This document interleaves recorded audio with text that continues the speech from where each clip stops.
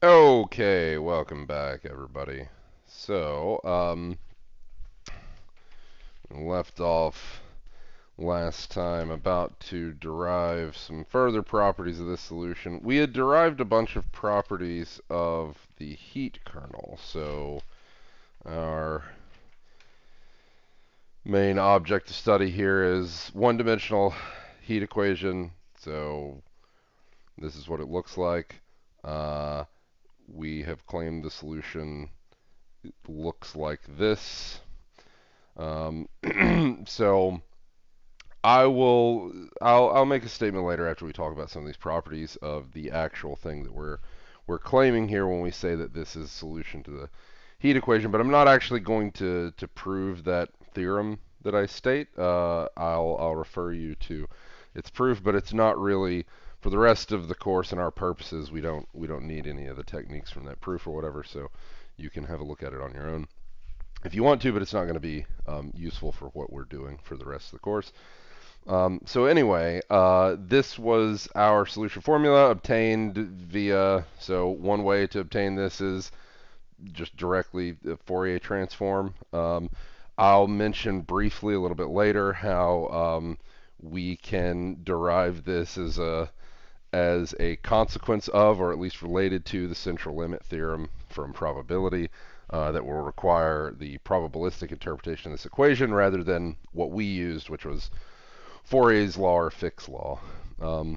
Okay, and so we recast this, we rewrote this really slightly by incorporating this expression here involving this piece as this function phi. Right, so we defined our phi of xt, this heat kernel thing, to be this. And then we noted that, oh, well, if this is my solution formula, really this is just saying that my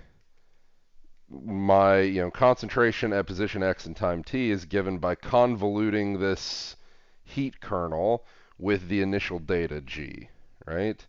So this has a nicer form to it, kind of let us deduce what this means or what properties the solution U has, but you'll notice that this expression here on the right is exactly the same as this expression, right? This is just a more compact way of writing it by defining phi to be this thing. Okay.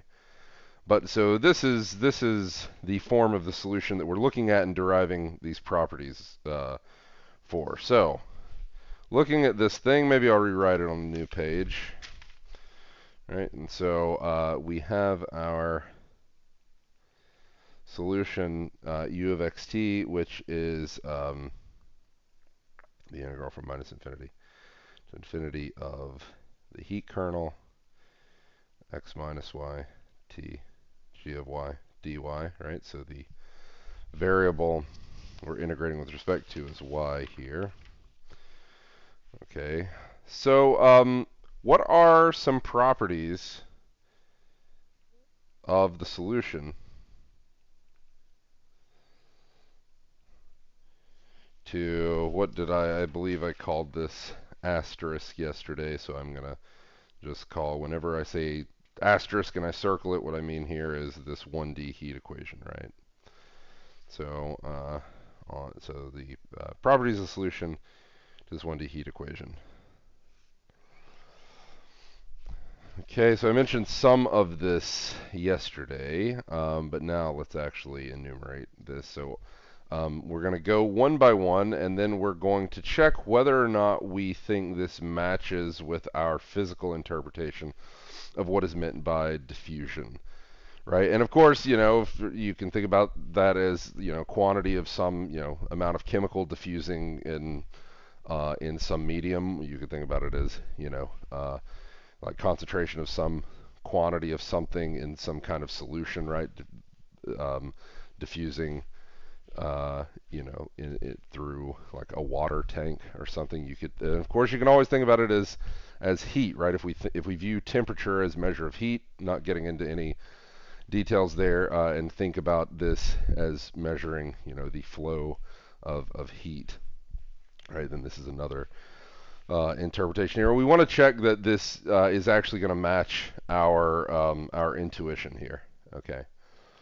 Um, and so the first thing is that this thing has infinite smoothness.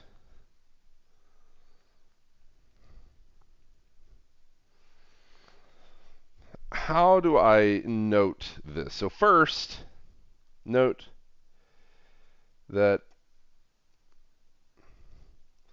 this phi of xt, right, is C infinity. We saw that it was smooth yesterday. Okay, it's C infinity, function of both x and t.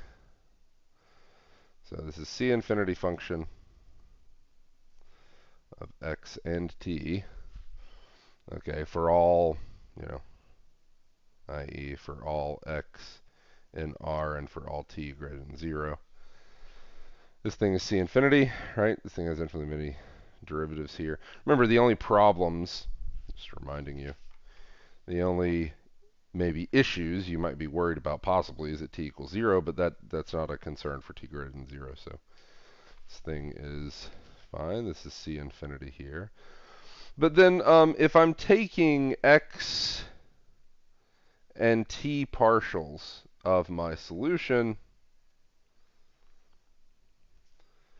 right, notice that all of these partials, right, what are they hitting in this expression? Right? Forget about the convolution for a second. Just look at this expression, right? Like x, the only place x shows up inside this integral is here in phi, and t, the only place t shows up is here. And so these partials only hit phi.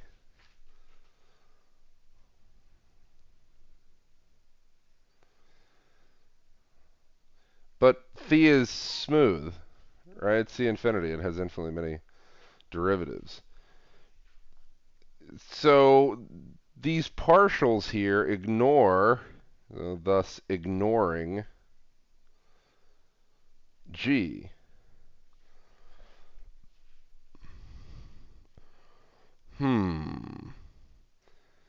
So then how does this work, right? This means that thus even if, for instance,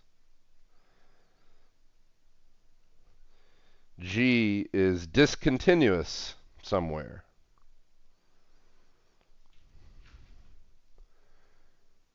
right? For any t greater than 0, u of xt is instantly a very smooth function.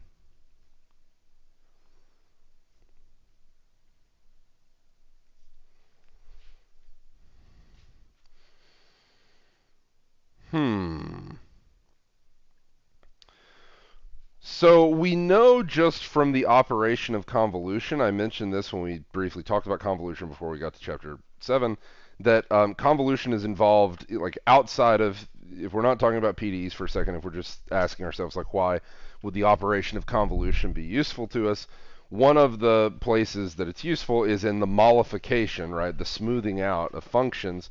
So this is one of the things that convolution allows you to do. If you take a function of questionable regularity and you convolute it with a function that has a lot of regularity, say a smooth function, then because of these properties of convolution and being able, the derivative basically being able to control which function the derivative hits, then it allows you to add smoothness to a function, to smooth out a function. Okay, and there's a lot of nice, if you look up mollification or if you look up convolution on like Wikipedia or something, you are probably going to see a lot of, I haven't looked in a while, but you are probably going to see a lot of really nice pictures showing exactly how this process works in the convolution, exactly how this gets smoothed out. So that's something convolution just does. But the question is, does this make sense in terms of this thing being a solution to the heat equation? Does it make sense that that would be the case? And if you think for a second, you can probably reasonably convince yourself that this is something that you maybe should expect. So if I have initial data G, maybe it's discontinuous, right? Would it make sense that U, measuring concentration at some given position X time T, would instantly be a smoother thing than G. Think about the situation that entails, and think about whether or not you agree that that makes sense. But the answer is yeah, this is okay. It's okay that basically at my initial time I maybe have some discontinuous initial data, but then the second the clock starts running, this smooths out almost instantly, right? This is instantly very smooth. It makes sense that that would be the case. Again, remember this equation is modeling diffusion, okay, of some quantity of something. Okay. The second one is kind of the thing that it makes this and the next type of equation we're going to talk about different from the wave equation, is that this solution exhibits what we could call infinite propagation speed.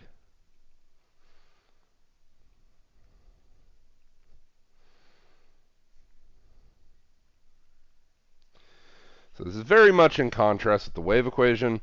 The wave equation, I could ask you all of these questions about the domain of influence, the domain of dependence, and about what points in my domain in question contributed to later points, later displacements, and which ones didn't, right? But that sort of question is very different in this way, right? So recall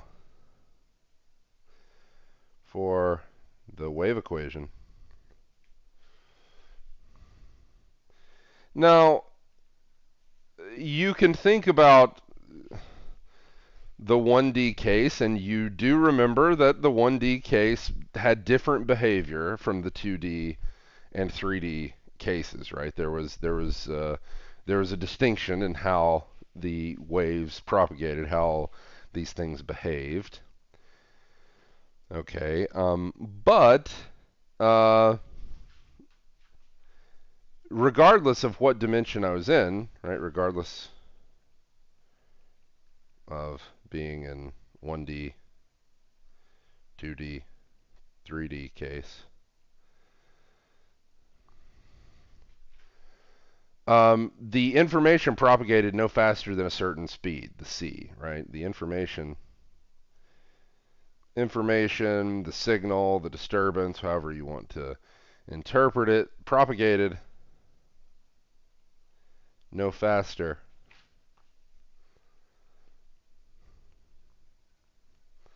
than a fixed speed,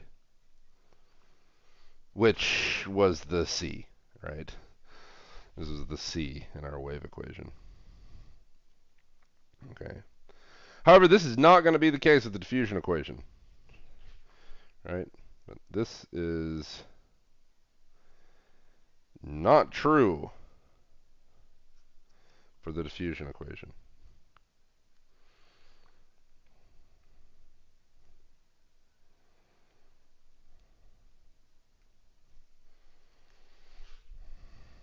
Why do I have a question mark here? This should be an exclamation mark. Here, to add emphasis. This is not true for the diffusion equation. Okay. All right. In fact, there are no characteristics, right? There's no characteristics to talk about. So no characteristics to speak of.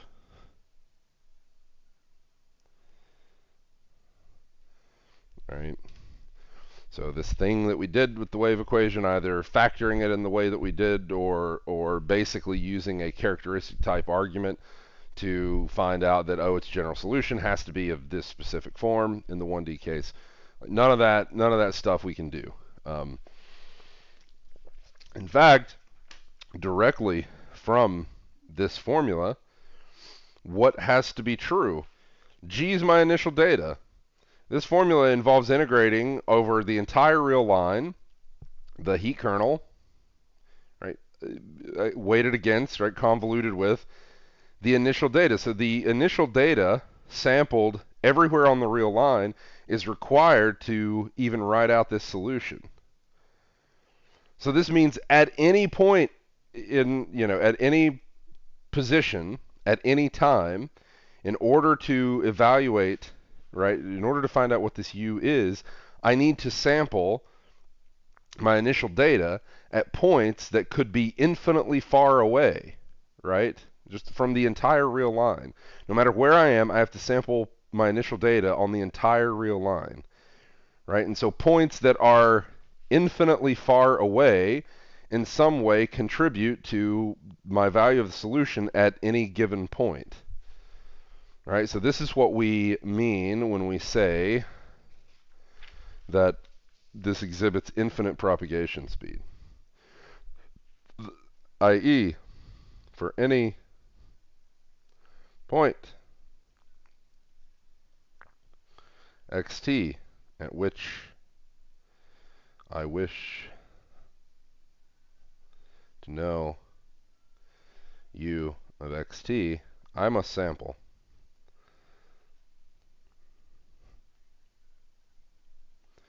So I must sample, and what do I mean when I say sample? Well, we've already seen that basically the way that I've written this formula, this can be thought of, right, as the expected value of G, right,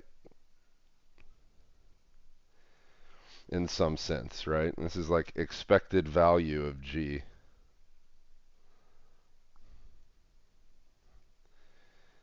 Of G, if you think of G as a function of a normal random variable, right?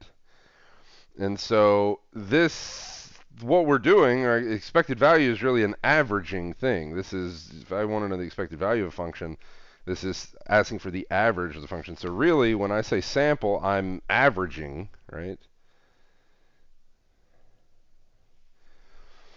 So I'm going to sample that is average the initial data everywhere on R. All right. So our domain of influence and dependence is totally different, right? Our domains of influence, dependence, are nothing like the case of the wave equation.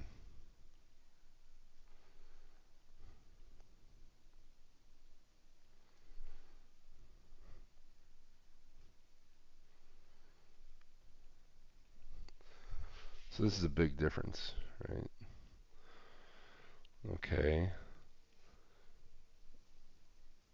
So what does this mean about how is this infinite speed propagation?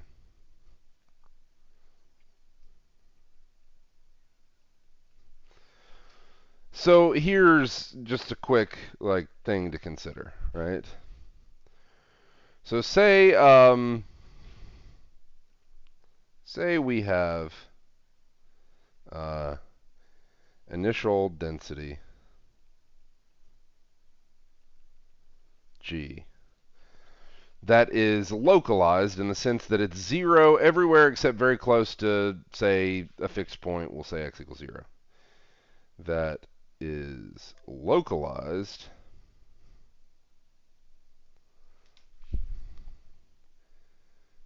so this is localized in the sense that it is identically equal to 0 everywhere except at, we'll say, everywhere except, say, very close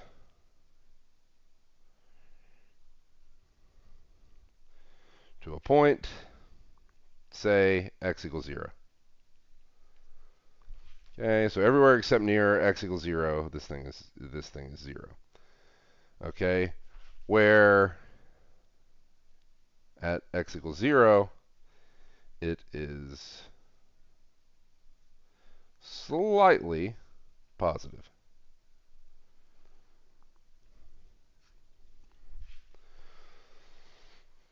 Okay. What can you say? What can you say about the value of u of xt for any x and time t greater than 0? Well, because this initial density g is everywhere 0 except very close to x equals 0, and there it's slightly positive, we can say that u of xt is also going to be slightly positive, right? At the very least, we could say that it's going to be strictly positive. Why? Because remember, one of the properties of phi was that it was strictly positive, right, for all x and t. Phi is strictly positive. If g is taken to be strictly positive, then of course this integral here is going to be positive.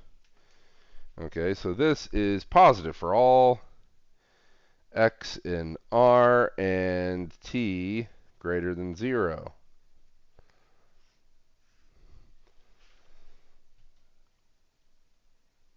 What does this tell you, right? Now, it tells you that we have some initial density g that's localized, that is, it's only non-zero, right? And it's slightly positive near x equals 0. But if I had picked x equals like 500 million here, right, then the value of this u feels that initial, right, that initial, this initial density being slightly positive at that point, at any, so it feels it at that x value at any time t, right? So this initial, if you think about it as a disturbance here, this initial data, this initial slight positivity of the data has instantly propagated anywhere, right, to any position at any time, right, along the entire real line here. This is propagated instantaneously, right? This initial blip, if you like, this initial slight positivity of my initial data. This is instantly propagated to whatever xt point I like, right? So this is infinite propagation speed. So thus the initial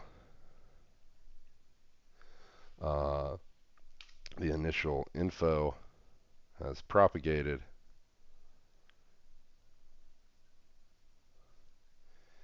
at infinite speed, right, instantly to the entire real line.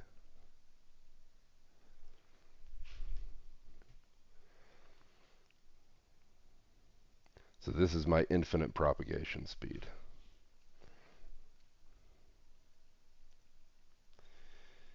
It turns out that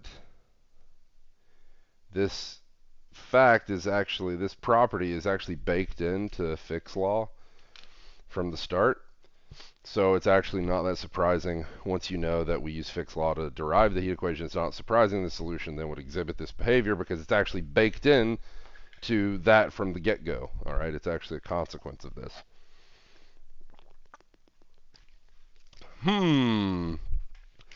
Well, if your alarm bells are ringing, then you're not wrong to be initially suspicious of any kind of claim that something propagates with infinite speed, right?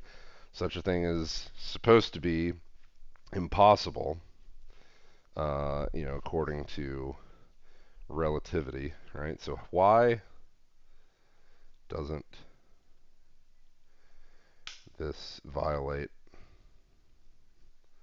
my favorite bit of relativity, i.e. that nothing can travel faster than the speed of light.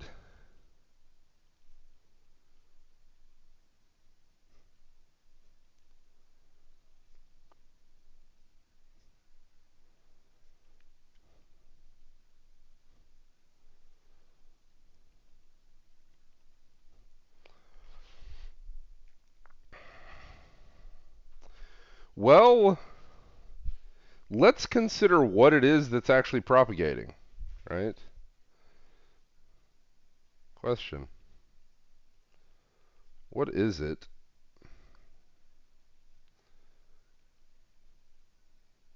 that is actually propagating?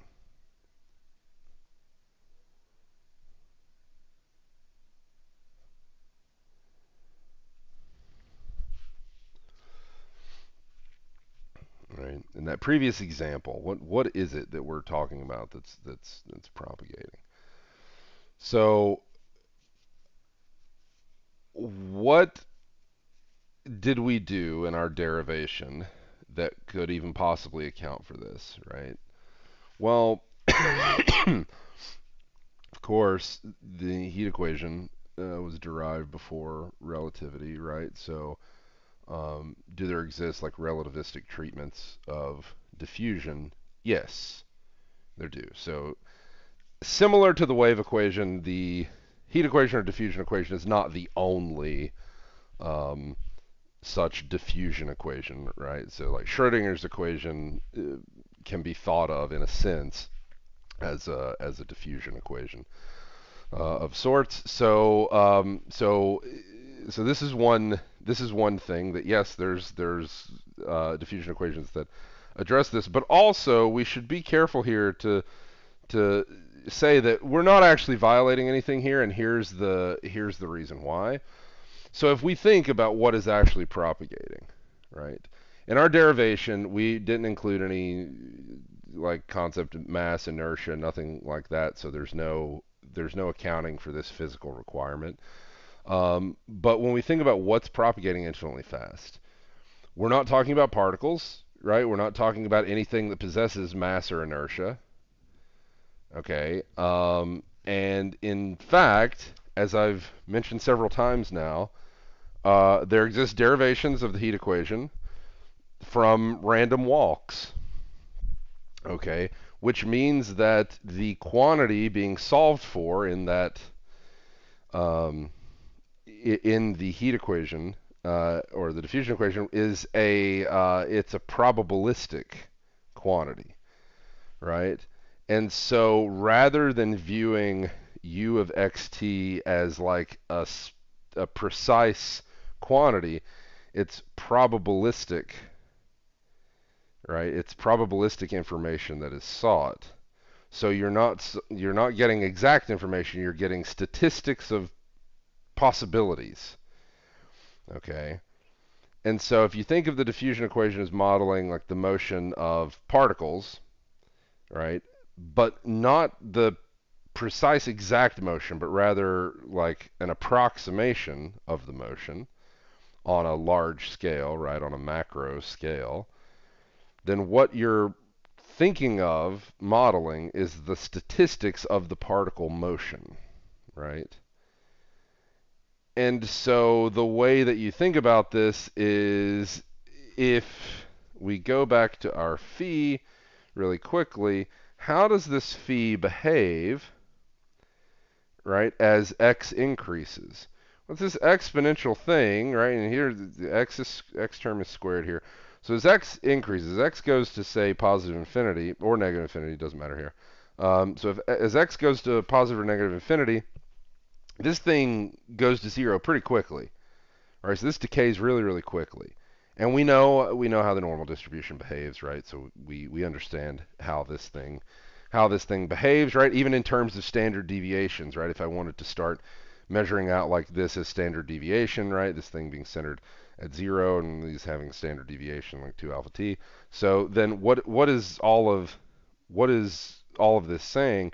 It's saying that if we interpret phi like probabilistically, if we ask ourselves the question like, what is the probability that a particle obeying the diffusion equation has traveled extremely far in a given time span, that probability would be very small, right? And in fact, in terms of normal distribution, this would be like, just for example, it's like, oh, it would be, like it would be, say, 10 standard deviations away, right, from the mean, right? This would be like so extremely unlikely. This would be so in the tail of this that it should basically be said to be impossible, right? So the probability in that way, right, the probability that a given particle that satisfies this thing having velocity that exceeds the speed of light would be very, very, very small.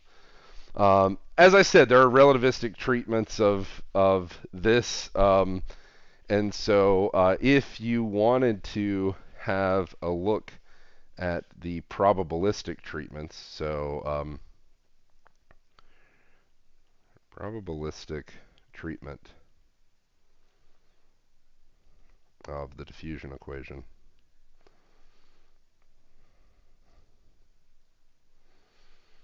via random walks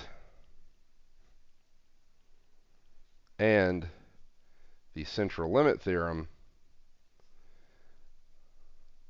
If you don't know what the central limit theorem is, it's basically the reason why the normal distribution is the greatest of all distributions.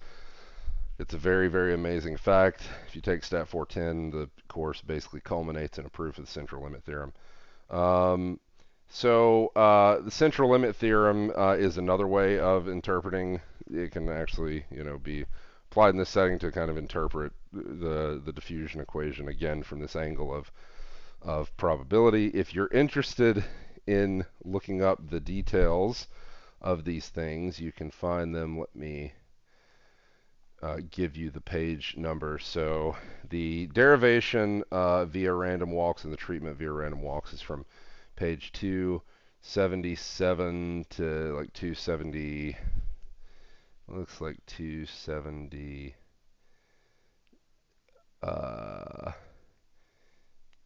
It finishes at like 282 is really when it finishes. And if you want to see this, in terms of like Brownian motion, so you can see that immediately after from there's a discussion of Brownian motion, how this ties in to it from pages 282 to 284.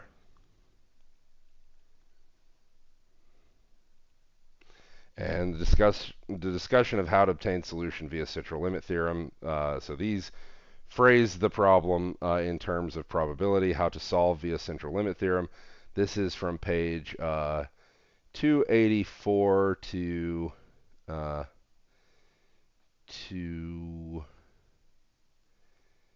looks like 289.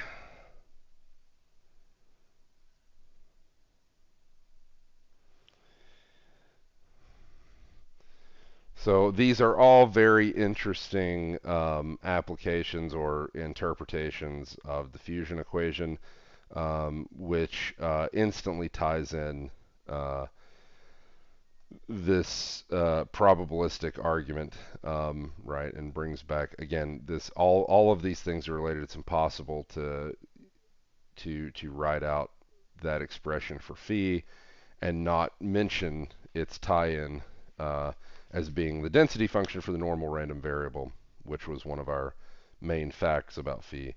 And of course, one of the main probability facts, kind of like you could view it as the fundamental theorem of probability theory, is the central limit theorem. Central limit theorem and strong law of large numbers, those are kind of the two fundamental theorems of probability theory.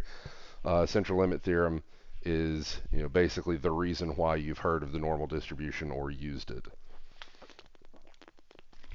Okay. All right, it's the thing that tells you that if you consider almost any relevant measure of thing that you can think of, then looking at statistics of said measurement under extremely mild circumstances, one can expect that the distribution of such statistics to be approximately normal. So this is the reason why the normal distribution in the bell curve shows up in so many of these things. Okay, right, including grades of courses, right? So when you're in some large lecture, 250, 300 students, and you're interested in the grade curve, right? The curve you're referring to is the normal distribution of those grades, and they will be normally distributed. That's always how it works. Okay. So that at least hopefully allays any fears about infinite propagation speed being a problem in that sense. It's not really a problem. So, but it does mean that the behavior of these things is very different from something like the wave equation, right? The behavior solutions of the wave equation. We have the notion of what's called a maximum principle.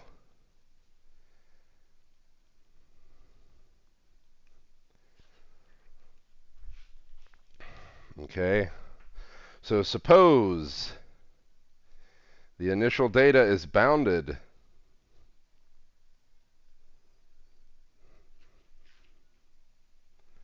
i.e., what does bounded mean? That means suppose that there exists a constant b that we'll say is positive, such that the absolute value of g of x is less than or equal to b for all x in R. All right, so to say that it is bounded is to say that. Then, for all x in R and t greater than 0,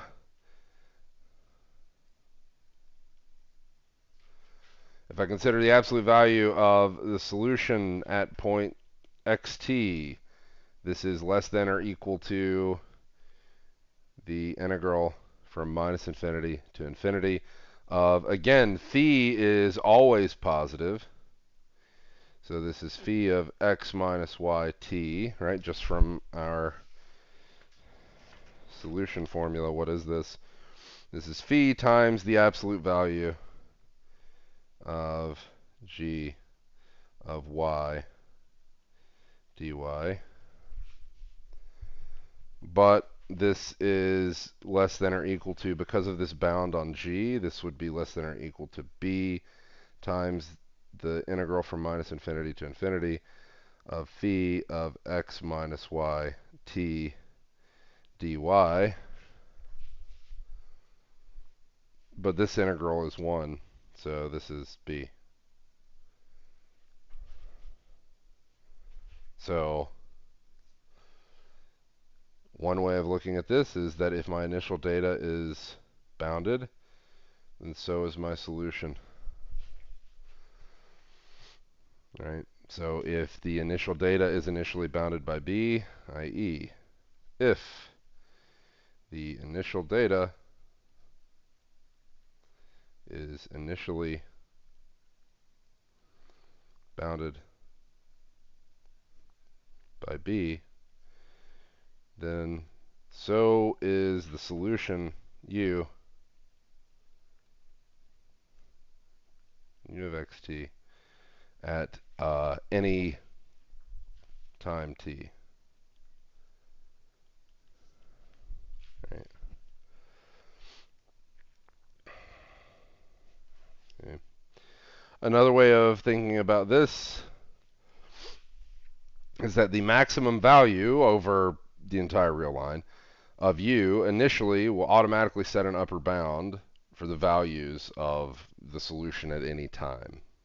Right? So this is known as the maximum principle. What I just said is an example of a maximum principle. This has some specific consequences and specific forms we'll state a little bit later. So the question is, do you find this reasonable based on thinking about this as quantity diffusing in space, right? So the diffusion equation is concentration of some quantity diffusing in space. Does it seem reasonable that if the initial quantity is bounded above, then the solution, the concentration at any point in time is bounded above by the same bound, right? So yeah, that seems reasonable, right? Okay. The last property of the solution that I want to mention is decay. So the solution u of xt decays, right? So this decays as t goes to infinity, right? Okay.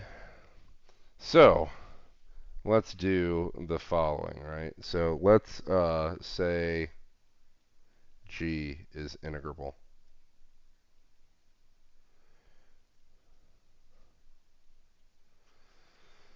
Which is to say that, and we'll say it's integrable on r, which means that it's integral over r, right? So the integral from minus infinity to infinity, we'll say the absolute value of g of y dy is less than infinity. All right, so whatever it is, it's strictly less than infinity. Well, let's define this thing. Let's call that C. All right, so whatever that thing is, let's call it C, and it's finite. Note also that for any x, y, and t greater than 0, we have that e to the minus x minus y squared over 4 alpha t is strictly between 0 and, well, it could be equal to 1, so here. So it's strictly positive, and it's less than or equal to 1. Thus, the absolute value of u of xt is less than or equal to, just like before, this is less than or equal to the integral from minus infinity to infinity of phi of x minus y t, absolute value of g of y dy. Writing out what this actually is, this is 1 over the square root of 4 pi alpha t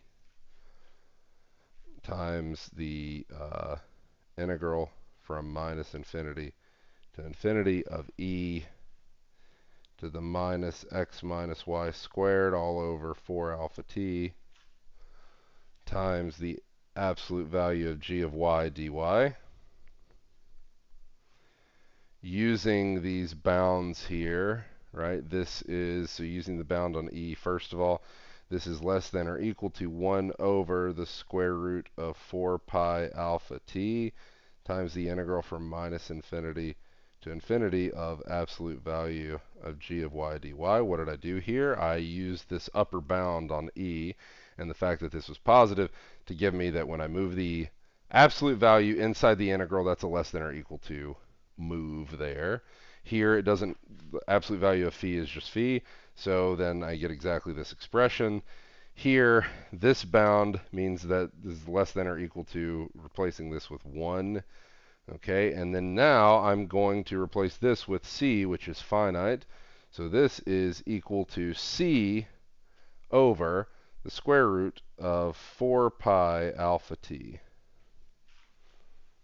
So c is finite, and I have this expression, i.e. that, rewriting it, the absolute value of u of xt is bounded above by c over the square root of 4 pi alpha t, which, because I have this bound here, it means that my limit as t goes to infinity of the absolute value of u of xt here, this is 0. As t goes to infinity, this quantity, c is some fixed finite number, and everything else here is some constant except t. As t goes to infinity, this goes to 0. Does that physically make sense with what I know this thing to be modeling? Right? Does that lend itself to my physical intuition and interpretation of what's going on here? Yeah, right. That makes sense. Okay, it makes sense that this u, this value of u would decay as t goes to infinity. Okay, under reasonable assumptions. And so, all of those properties kind of mesh with my understanding of the underlying physical situation. So that's good. Okay. Now, I'm going to state the actual theorem that says that I have solution for the heat equation IVP. But then I'm not going to prove it. If you want a proof, I will tell you where to find it. But again, the techniques involved, I'm not really going to reuse them later, so they're not of huge interest to us. So now, to explicitly state what we mean by our solution formula. Because remember, there's some issues at t equals 0, right? Okay, so we technically don't need this assumption on G that I'm going to make, but I'm going to make it anyway. Okay, so here's the theorem. And the theorem states that our solution formula solves the IVP.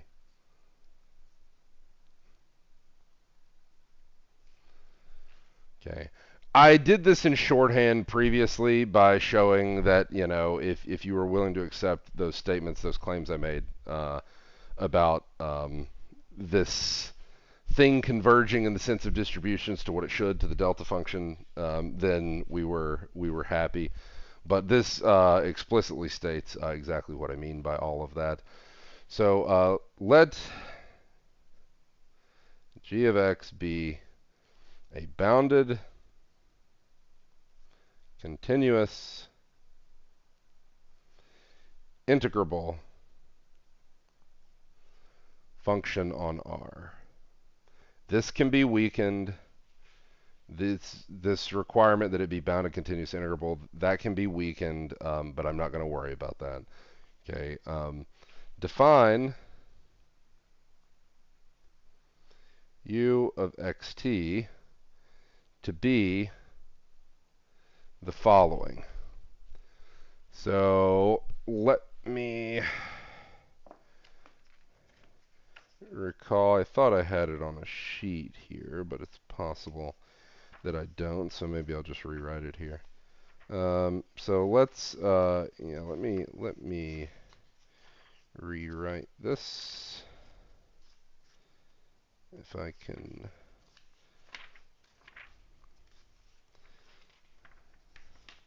So yeah, let's have a look.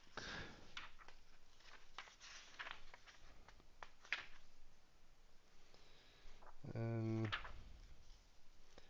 here we are. Yeah, okay. So I couldn't find my sheet, so let's define it as the following. So it's defined by our solution formula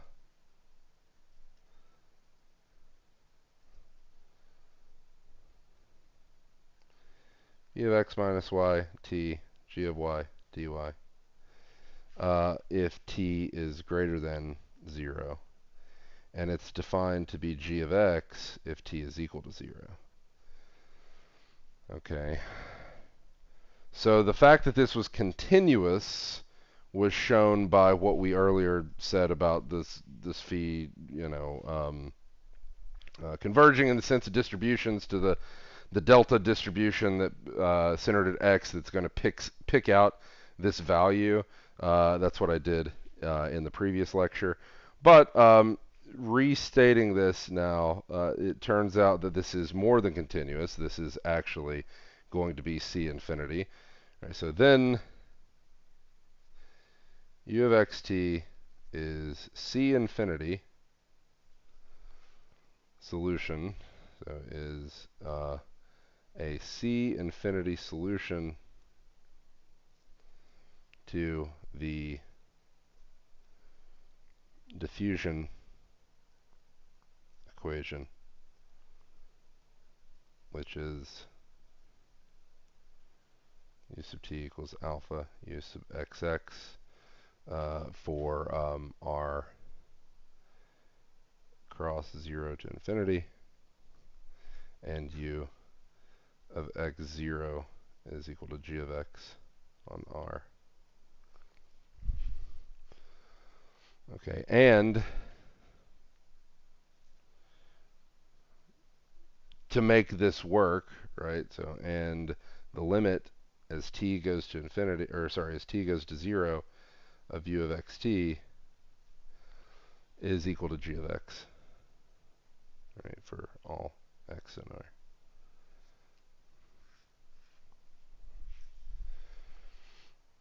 Okay.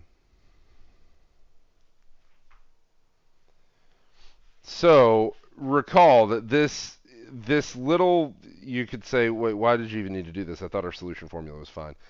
The only issue was that at t equals 0, right, technically the solution formula seems like it has a discontinuity, right? It seems like there's an issue here at t equals 0 because of the way phi is defined, right? So so that in itself might cause you some concern, but it's actually not a problem here, right? So here's phi, and taking this limit as t goes to 0, turns out that this thing converges in the sense of distributions to the Dirac delta function. Okay. Okay. Now, that is our, so this is our theorem. If you want the proof of this fully, like all the details, this is on pages 274 through 277.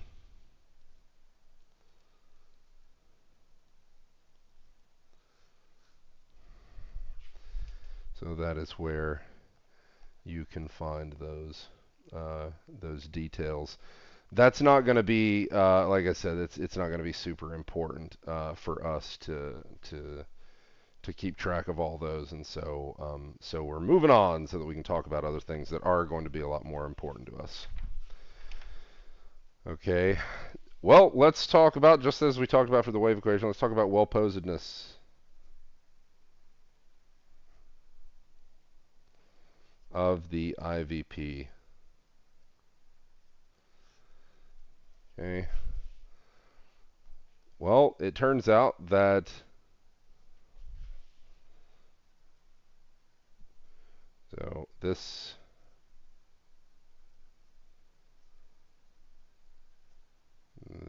expression, so my normal diffusion equation with initial data is well posed.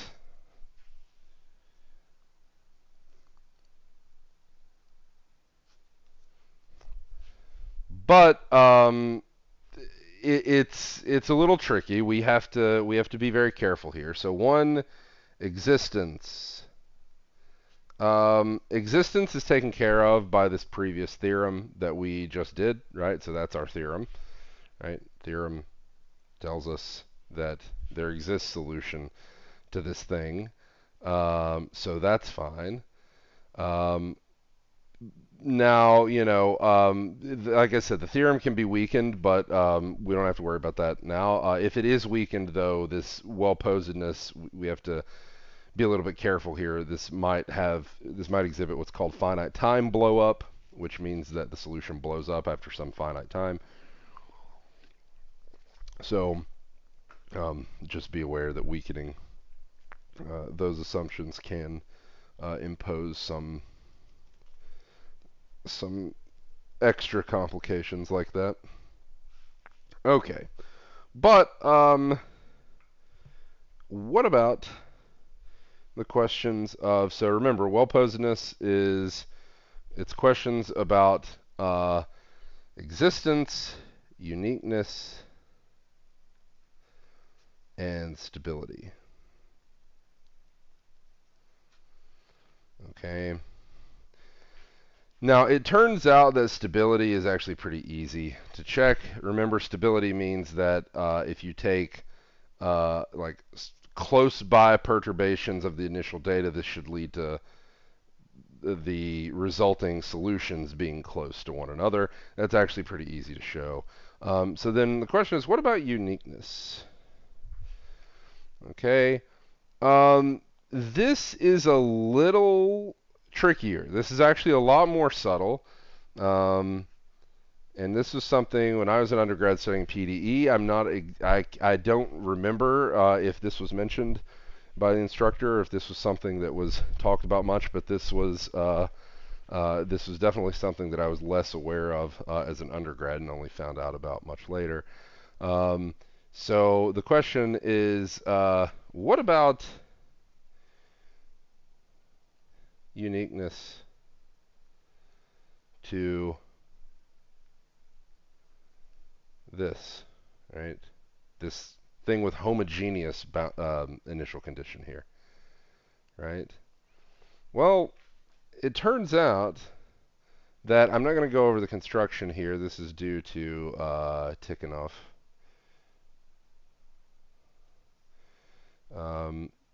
It turns out that there exist non-unique solutions to this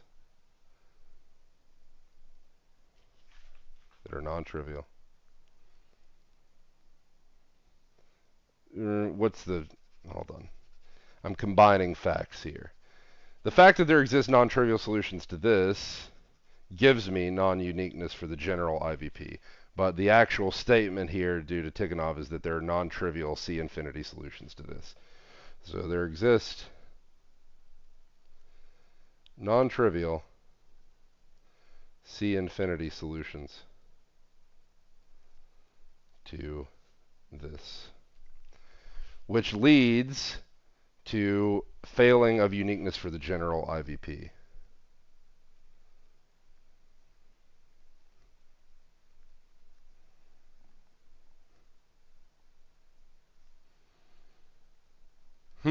But wait, I said this was well posed, so what does that mean?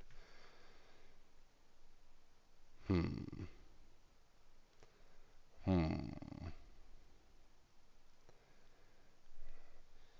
Well, what happens is that while there exist non-trivial C-infinity solutions to this equation, these solutions grow very rapidly. So these non-trivial solutions grow rapidly as x, say, goes to plus or minus infinity. And then you could say, well, what does that matter? What it means is that basically the bad thing that happens exhibits this property that these all grow really rapidly as x goes to plus or minus infinity. And so if we were to impose a restriction, say that, okay, I seek a non-trivial solution to these within the class of bounded functions, right? So I'm seeking a solution that's itself a bounded function.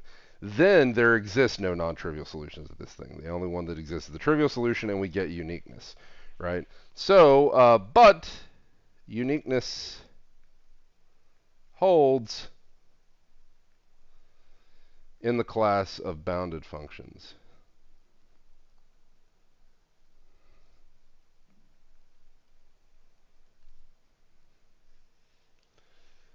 So let's rewrite what this means. In fact, so uniqueness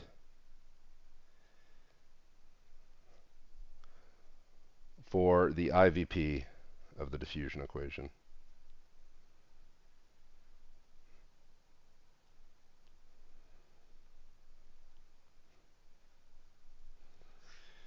So what is a result? This isn't the only result, but here is a result. This can be improved a little bit. So for each time t greater than 0, there exists at most one solution to, I think we called it asterisk, right? There exists at most one solution to, yeah, I think we called it asterisk, did we? Yes, we did. On R and t in the interval 0 to big T, okay, among all functions u of xt, which are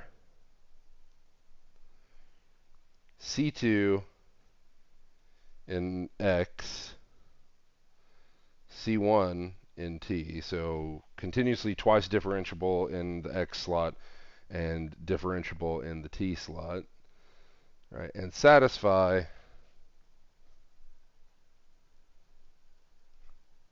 for some constants c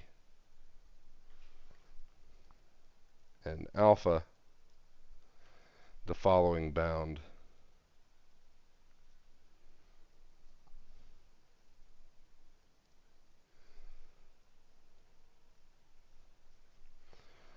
So among this particular class of solutions, I get uniqueness, and that's the last thing I need for well-posedness. So in this sense, the IVP is well-posed. These things can be improved upon slightly, but I'll leave them there for now, because really I just wanted to kind of address what it is that's going on there. Okay, now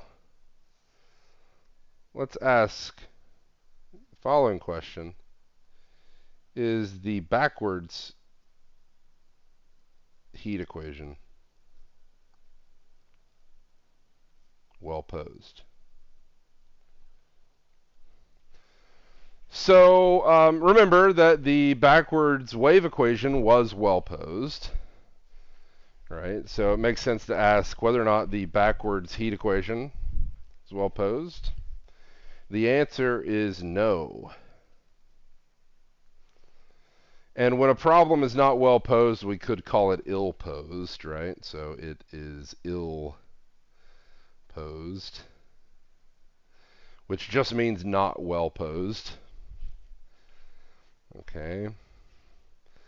And so there's a couple ways you can think about this. So one is, first of all, what is the backwards heat equation? So first, suppose u of xt solves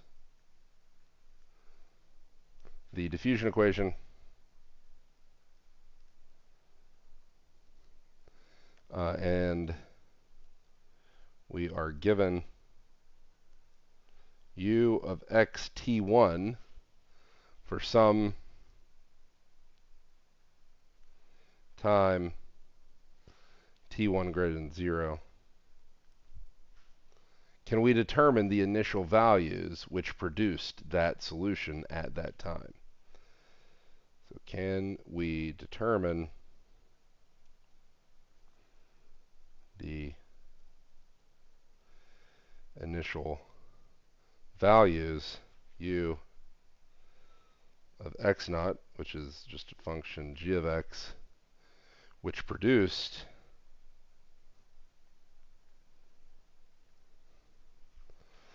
u of xt1 at time t equals t1. asking the problem in this way is what's called an inverse problem, right? This is an inverse problem. So this is the inverse heat equation or the backwards heat equation. You could have alternatively have just done a quick substitution going from variable t to minus t. So what if I had done that? What if I had gone from t to minus t? Right? So alternatively,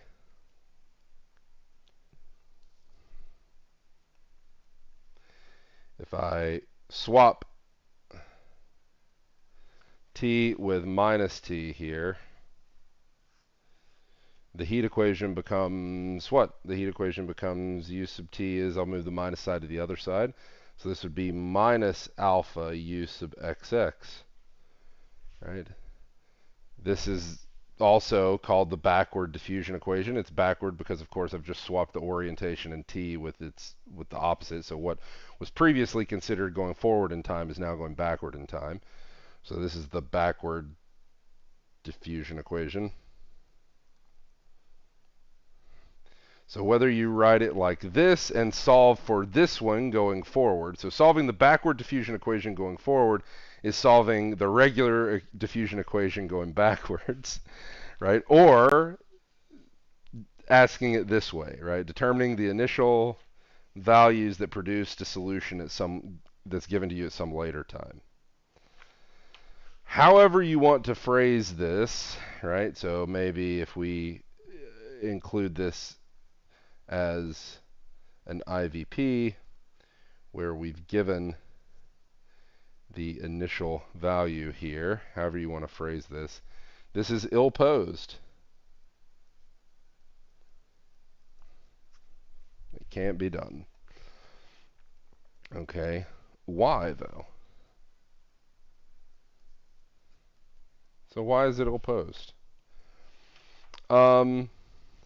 Solving this, if solving it going forward in time involved convolution, the solution here to these inverse problems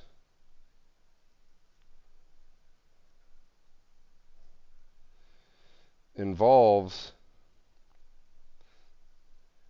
deconvolution.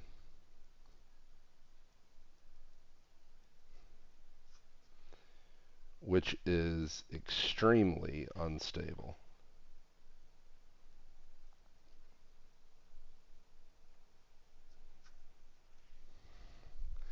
Now, let's think about this physically and intuitively. So, ignoring kind of the physical situation right now, if we just think about convolution and deconvolution as like an operation, right, to do to a function. The name of convolution, right? One thing you can never say about mathematicians is that they don't name things well, right? Mathematicians are great with notation and terminology. It's kind of like the one of the things mathematicians do almost better than I would say. I think mathematicians could take the Pepsi challenge with any other field in terms of terminology and definitions and clarity of notation. I think math probably beats the rest. Certainly beats physics to death, right? Physicists they're terrible with notation. So anyway, this is convolution, right? But imagine more generally, right? Convoluting two functions together. Imagine unconvoluting them, what that would entail, right? Without me writing anything in or involving any Fourier transforms or inverse Fourier transforms or any of that stuff, just think about what it would mean, right? If convoluting a function is integrating two functions together over, say, the reals here, what would it mean to deconvolute these things, right? So imagine you were given the convolution. Not in this form, you were just given a function of x and t and told it was a convolution, and then asked to deconvolute, right? Now you might say that's unfair, that's maybe not exactly what's being asked, right? But this is just to kind of give you an idea of what it is that's going on here, right? So that deconvolution, while we could write out some things about it and we could talk about things that it could be applied to, it's, even like just intuitively, you can already kind of see the issues here. Now, if we think physically, why this should be ill-posed versus why the wave equation or the backwards wave equation shouldn't be, why this should be fully time reversible, is remember what's being modeled here, supposedly, right? So an initial disturbance propagated along, say, a string in the 1D wave equation case.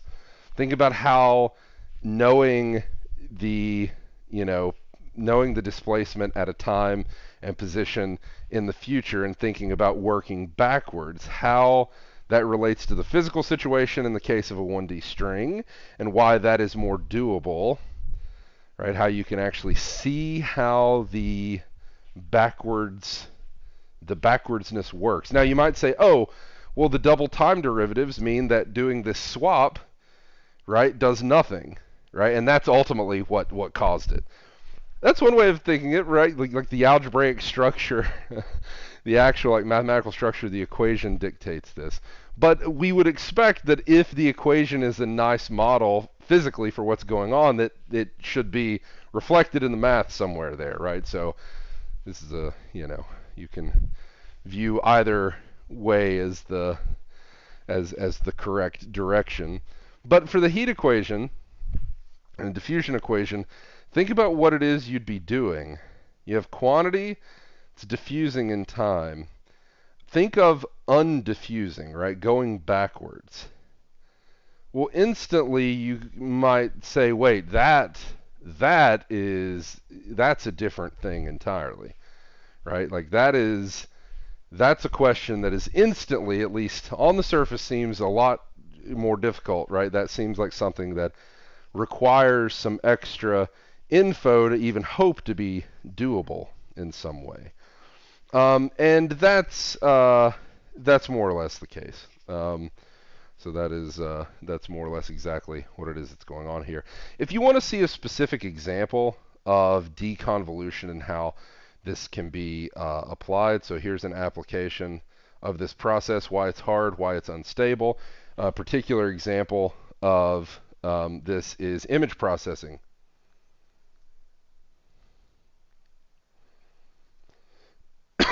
Specifically blurring and deblurring.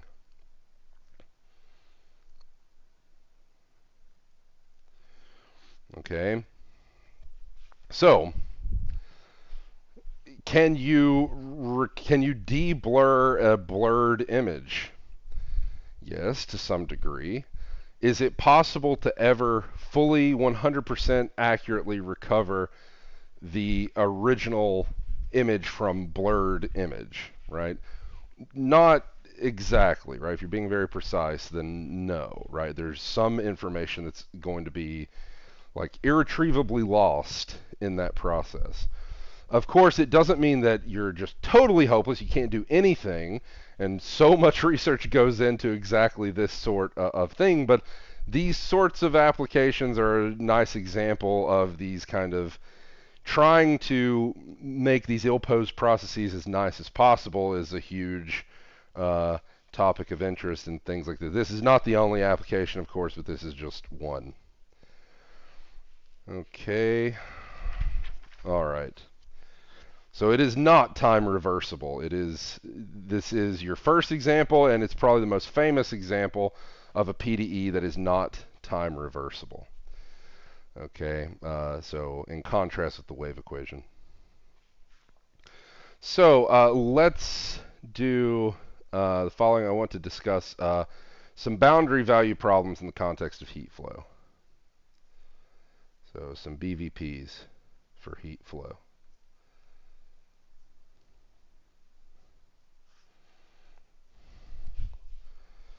I want to consider a few different boundary value problems. So I am going to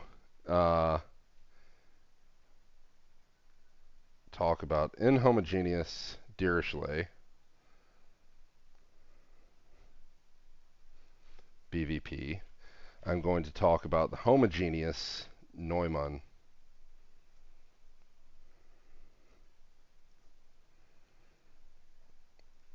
boundary value problem. And then I'm going to talk about mixed BVP. Robin also comes up. I'll mention it separately. So in a homogeneous Dirichlet boundary value problem, what does that look like? So I'm gonna let alpha just be 1 here. So let's say it's use t is u sub xx. It's inhomogeneous, so the temperatures at my boundary are going to look as follows. So T0 is 1, T1 is the other, and I have initial data specified by G as usual. This is being solved now where? Well, the idea is that I have a thin, say, metal bar, right? And this bar has length L. And so I think about this bar sitting, of course, on interval 0 to L. So this is my one spatial dimension heat problem for this bar. For this type of problem, this would be telling me what? It's telling me for all time, if I think of U as being a measurement of temperature, right? So this is temperature at time t, position x. If I think about temperature being a measure of heat, right, then this is the diffusion of heat, right, or temperature as quantity here. And so the diffusion equation is, or the heat equation is an appropriate model here. So specifying values at the ends now, that's these boundary conditions. These are Dirichlet because I'm specifying temperatures, right? I'm specifying values of the solution at the boundary. So just like for the wave equation, we had Dirichlet boundary conditions or Neumann boundary conditions. Dirichlet refers to the fact that these are specifications of values of the solution on the boundary. If I was talking about the Neumann conditions, this would be specification of flux, right? It would be the x partials here, as we'll see when I write this. So this is being solved on what domain? So for x in the closed interval 0 to L, that's modeling my metal pipe, my metal tube, right? And t is greater than 0. And so this is specifying temperatures, say T0 and T1, at the ends. But of course, these are specified for all time, right? So for all time, this is a constant temperature T0. For all time, this is constant temperature T1. The kind of ideal interpretation, this is given usually, is imagine you've taken this thing and you've attached it at the end to rooms that are so big and so vast, right? You can even think about them as being like their own universes, if you like. You've attached these ends to universes that are so vast that these rooms that are so huge that they have a completely constant temperature of T0 at all times here, right? And the way that so of course, notice that I'm avoiding t equals 0 here. So what is my interpretation here for how this gets specified? I'm avoiding t equals 0. How do I think about this? So for any constant T0, what is it that I want to think? This boundary condition fixes the temperature, say at the left end, to be T0, right, for all t greater than 0. All right. I want to be able to deal with initial temperature distributions that are not necessarily T0 at t equals 0, or at x equals 0, sorry. So how can I possibly interpret that? The idea is that I have attached these ends, and my bar is insulated everywhere except possibly at the ends, right? So bar insulated everywhere except the ends. Okay. So the lateral sides of this thin bar, that they're all insulated. So then it's the ends that are not insulated. So I've attached these ends to these giant rooms, or these universes, however you want to think about this. Okay, it's so big that its temperature is always a constant T naught here and a constant T1 over here. Okay. So then what happens is this part of the bar that's at the window, it could be any temperature, but at T equals 0, we open the window, right? Assume that these outside environments are like so huge that any excess heat at the left end of the bar and the right end of the bar immediately dissipates without changing the outside temperature, right? So this adjustment is like immediate. This heat dissipates so that nothing is changed there. This is just T naught for all T. This is T sub 1 for all T. Okay.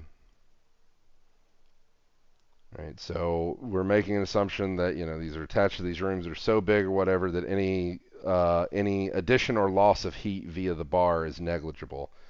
So you know, again, we've set this up in a situation to describe what's going on to make it as simple as possible in these ideal circumstances. Things could be accounted for in a way that makes this more realistic, but this is just to set us up here and kind of give an interpretation to this. What about the Neumann boundary conditions? What is this saying? Right, so here I have u sub t is u sub xx, and I have Neumann boundary conditions. So I'm not going to write these again. I'm just save myself time. I'm just going to write these boundary conditions. So I said these are homogeneous. So this is at the left end, this is 0, and at the right end, the flux is also 0. Okay, and I have initial data as before.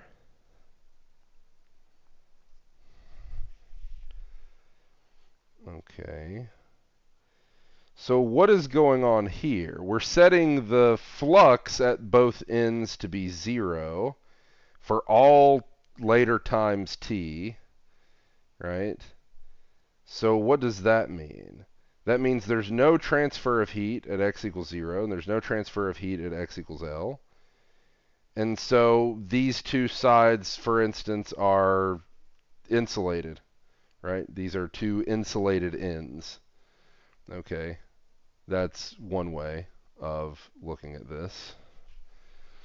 All right, what about the mixed boundary value problem, which, so this is the same equation, of course, but now I have a Dirichlet condition, say, at one end.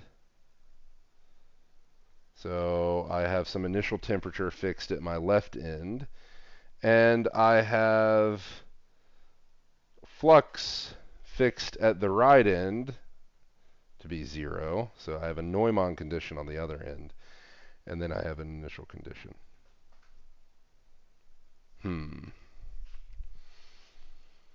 What is that saying? Well, we'll think about this next time. So tomorrow I will do a quick kind of interpretation of what I can expect, how I can expect solutions to these BVPs to behave. But the kind of unifying thing here is going to be the fact that separation of variables solves all of these. Okay, so separation of variables solves all of these, and that's that. So separation of variables will be applied to all of these. We're going to revisit problems of this type over and over again later. Once we get to our separation of variables algorithm, we can return to these things and ask ourselves these questions again of whether this stuff makes sense. Okay. Physically and just in terms of the behavior we should expect. So talk a little bit about that in tomorrow's lecture. And after that, we'll be moving on to Laplace's equation, and from there on to our separation of variables, where we can handle, say, BVPs for all of these types of problems. Okay? All right. So that's that, and I will talk to you all next time.